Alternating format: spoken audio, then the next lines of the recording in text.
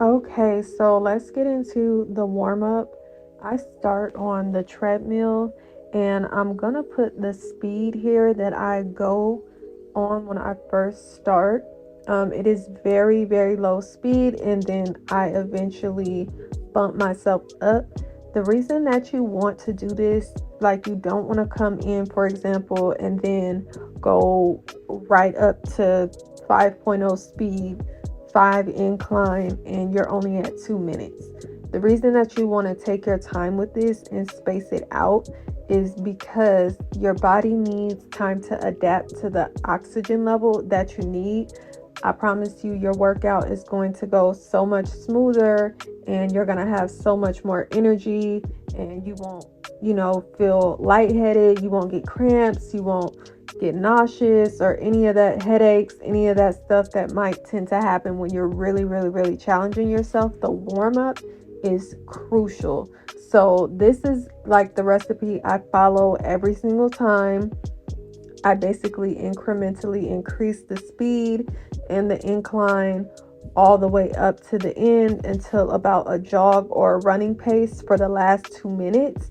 Now, I do not run right now because if you've seen on my channel, I did have a breast lift and keloid removal surgery, and I'm just, the girls, they need some time. I'm just very nervous. Like, I'm an overthinker, I'm an overdoer, as far as keeping it safe. So I'm just like taking my time with running, and I want to find a really, really, really good high impact sports bra. But yes, that is the formula for the cardiovascular warm up. And then after that, we're going to get into some soft tissue and then some dynamic. Okay, starting with the soft tissue warm up, this is going to be good to lengthen your muscles before you start to activate them. And I know you're probably thinking, well, why do I need to lengthen my muscles if I'm already going to activate them? Well, if you do have a job where you're seated most of the day, it's going to shorten your hip flexors over time. Or in my case, I skipped a lot of stretch sessions after my workout. Yes, I did. And that ended up, affecting my flexibility, which then ended up affecting my workouts. So this is a crucial, crucial step wherever you are in your workout journey. Like, I promise, it's going to set you ahead if you add this step in, because flexibility and muscle growth literally go hand in hand. Like you can't have one without the other. Okay. I could explain the active warm up in a way that's very scientific and workout like, but hold on. I'm a explain this in a way that you might understand. Have you ever had an argument before and you was like, dang, I should have said this, I should have said that. Oh, I should have hit him with this right then. Okay, an active warm up is your opportunity to have that chat with your muscles before you begin lifting.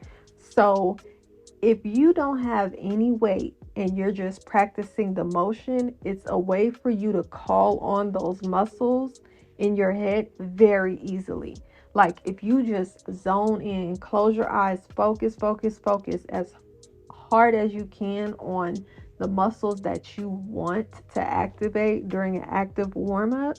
When it gets time to work out, you're going to be feeling it like crazy. I promise you.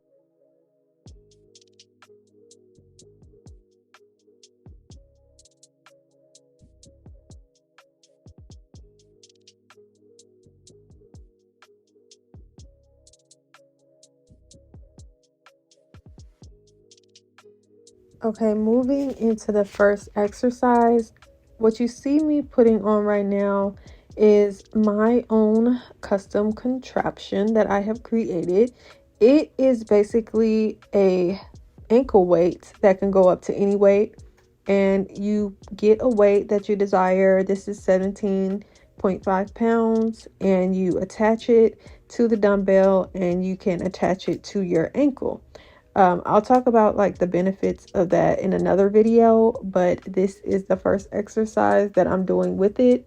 It is called skater jumps. And what these are good for is going to be the laterals, those glute medius, glute minimus, and it really fires them up really good, and it really targets the type of muscle fibers that are going to grow larger. So I love doing these. I'm so sore after this. The first time I did these, I was sore for about 4 or 5 days, no lie.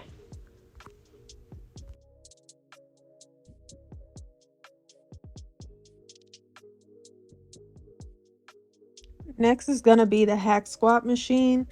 When you're doing these, always make sure that your back stays in contact with the mat. So even when you're lowering down into that squat position, like right now, I'm going to lower down. That's when your back can start to separate. Through these, you're just going to see me being very mindful, very demure, very careful. I'm just playing. I'm going 4 seconds up, stopping, and then coming back down. You'll feel the difference when you don't come all the way up to a stand, because it just keeps that muscle under more tension, which equals more growth, because after all, this is a glute growth tutorial. Okay, so that is going to be the hack squat. Next thing I'm going to move on into were the lying hip abduction. So I like to do lying hip abductions and standing, but right now I'm feeling the lying ones so much more. And I think it's just because I'm isolating that other leg so much. I feel like when I stand, I move around a lot, and I try to keep angling myself to get the best possible, muscle activation. But during the lying ones, child, I'm gone. I am calling on the Lord by number 8. As you can see, I had to lay like all the way down for these because I had another keloid surgery on that arm and on the back of this arm. So that's the most comfortable way for me to do these. But you want to come out only 35 degrees and then come right back down. With these, I noticed if you try to kick up too high, you will lose that tension, like you'll lose that burn. So keep it at a moderate height, about 35 degrees. I am contemplating life right now. That's what I'm doing. Like, why am I doing this? Okay, so another set of these. And the weight that I'm using for these, I want to mention that too. Do not think you always have to go super heavy. You don't. This is 10 pounds.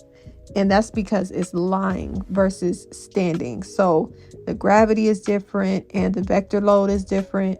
You've heard me mention that a couple of times, but this is only 10 pounds. Make sure that you're not thinking you just have to go super heavy on everything. Some things you really are going to only feel with 10 pounds, like that.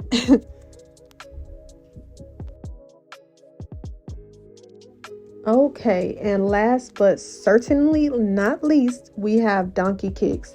The amazing thing about these, they're so underrated. Just as good as they are for your glutes, they're just as good for your core.